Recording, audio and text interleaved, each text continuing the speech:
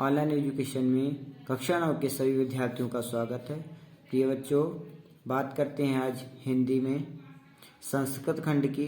तो हम लोगों का पाठ चल रहा था सुभाषितानि, अर्थात सुंदर उक्तियां या सुंदर वचन।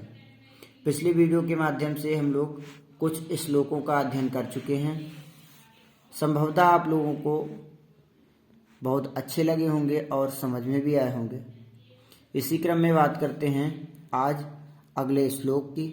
तो दिया हुआ है अकृत्वा परसंतापं गत्वा खल मंदिरम अनुल्लंघ्याय सतां मार्गः यत स्वाल्पमपि यद्वहु। कहा गया है अकृत्वा पर संतापम,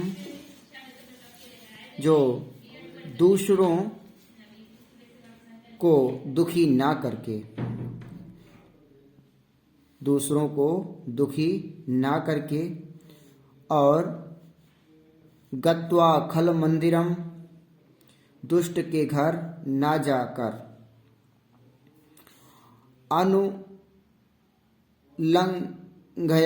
सताम मार्गः, सज्जनों के मार्ग का उल्लंघन ना करके, जो सज्जनों के द्वारा मार्ग दिखाया गया है उसका उल्लंघन ना करके, यत् स्वाल्पमपि यद्बहु, थोड़ा भी मिल जाए, स्वअल्प यानी थोड़ा भी यदि हमें प्राप्त हो जाए तो वह बहुत है। पुनः समझ लीजिएगा कि दूसरों को दुखी ना करके, दुष्ट के घर ना जाकर, सज्जनों के मार्ग का उल्लंघन ना करके, जो भी थोड़ा हमें प्राप्त हो जाए या थोड़ा भी हमें मिल जाए तो वह बहुत यानी अधिक के बराबर है। अगला श्लोक पहले पढ़ते हैं। सत्याधारस्तपः तैलम दयावर्ती क्षमा शिखा अंधकारे प्रवेष्टव्ये दीपो यत्नेन वार्त्यताम्। कहा गया है एक दीपक जिसका आधार सत्य है, एक दीपक जिसका आधार सत्य है, उस दीपक को और जिसकी जो वर्तिका है, बत्ती है, वह क्षमा की है। आधार सत्य है और उसमें जो तेल भरा हुआ है वह हमारे तप का है।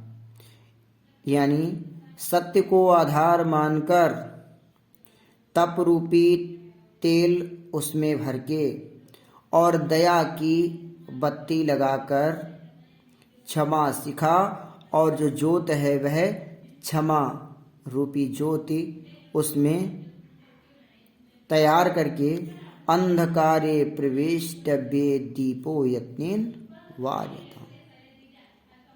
अंधकार में प्रवेश हो जाइए और उस दीपक को प्रयत्न पूर्वक प्रज्वलित कर दीजिए या जला दीजिए। वार्यताम्, जला दीजिए। पुनः इसका अर्थ समझ लीजिएगा। सत्य का आधार वाले, जो सत्य के आधार वाले और तप रूपी तेल से भरे हुए, दया रूपी बत्ती वाले और क्षमा रूपी लौ वाले दीपक को अंधकार में प्रवेश करते समय प्रयत्न पूर्वक जलाना चाहिए या प्रज्वलित करना चाहिए। अगला श्लोक। त्यज दुर्जन संसर्ग भज साधु समागमम् कुरु पुण्यमहोरात्रं स्मर नित्यमनित्यताम्। कहा गया है दुर्जनों का, बुरे लोगों का संग त्याग दीजिए। जो बुरे लोग हैं, दुर्जन लोग हैं, उनका यदि आपने संग किया है, उनकी संगति की है, तो उसे त्याग दीजिएगा। भज साधु क्षमा गमम, और साधु कहते हैं सज्जनों को, सज्जनों से मेल मिलाप कीजिए। कुरु पुण्य महोरात्रम, दिन में जो कार्य किए हैं उन्हें रात्रि में स्मरण कीजिए कि हमने क्या अच्छा किया, यानी क्या उचित किया और क्या अनुचित किया, उसका स्मरण भी करिए। पुनः इसका अर्थ समझ लीजिएगा। दुष्ट की संगति त्याग दो, दुष्ट या दुर्जनों की संगति को त्याग दो। साधु अर्थात जो सज्जन पुरुष हैं उनकी संगति को अपनाओ, अर्थात उनसे मेल मिलाप करो। दिन में जो आपने कार्य किए हैं उनके बारे में रात्रि को विचार करो कि क्या हमने उचित किया है और क्या अनुचित किया है। अगले श्लोक की ओर, अंतिम श्लोक है इस पाठ का, ध्यान से समझिए।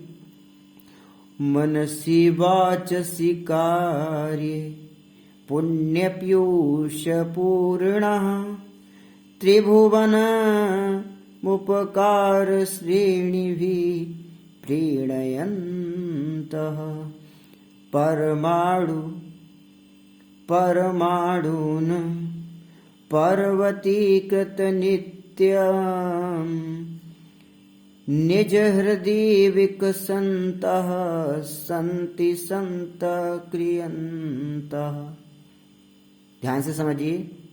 मनसि अर्थात मन, वाचसी वाणी, काये काया कहते हैं शरीर को, यानी काये शरीर में पुण्य रूपी अमृत से भरे हुए त्रिभुवन मुपकारण श्रेणी भी परोपकारों के द्वारा तीनों लोकों को प्रसन्न करने वाले, प्रेण्यंत यानी प्रसन्न करने वाले, तीनों लोकों को प्रसन्न करने वाले अपने परोपकारों से, तीनों लोकों को प्रसन्न करने वाले।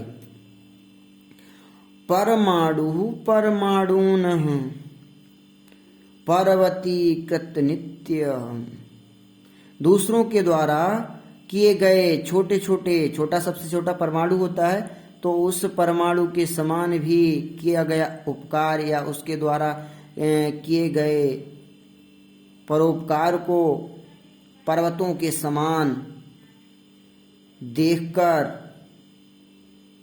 उनके छोटे छोटे गुणों को भी पर्वतों के समान मानकर नित्य प्रति यानी प्रतिदिन निज हृदय विकसन्तः सन्ति संताः क्रियन्तः, अपने हृदय में सदा प्रसन्न रहने वाले सज्जन इस संसार में कितने हैं। संति संतः, ऐसे संत कितने हैं, अर्थात बिरले ही हैं, कुछ थोड़े से ही हैं, अल्पमात्र ही हैं, अर्थात बहुत कम हैं। तो पुनः इसका अर्थ समझ लीजिएगा। मन, वाणी और शरीर में पुण्य रूपी अमृत से भरे हुए त्रिभुवन यानी तीनों लोकों को प्रसन्न करने वाले, इसी लोक को नहीं अर्थात तीनों लोकों को, त्रिभुवन का अर्थ होता है तीनों लोकों को प्रसन्न करने वाले, प्रियणंता प्रसन्न करने वाले, दूसरों के परमाणु के समान छोटे छोटे गुणों को भी पर्वत के समान मानने वाले और अपने हृदय को सदा प्रसन्न रखने वाले, क्योंकि अधिक लोग प्रसन्न नहीं रहने वाले होते हैं। अधिकतर लोग संसार में दूसरे की खुशी देख करके, दूसरे के गुणों को देख करके खुश नहीं, दुखी होने वाले होते हैं। इसलिए कहा गया है कि अपने मन को प्रसन्न रखने वाले संसार में कितने ही लोग हैं, कितने कम लोग हैं, अर्थात बिरले ही हैं, जो हैं वो बिरले ही हैं। आज के लिए बस इतना ही बच्चों, यहीं पे आपका पाठ समाप्त होता है। धन्यवाद।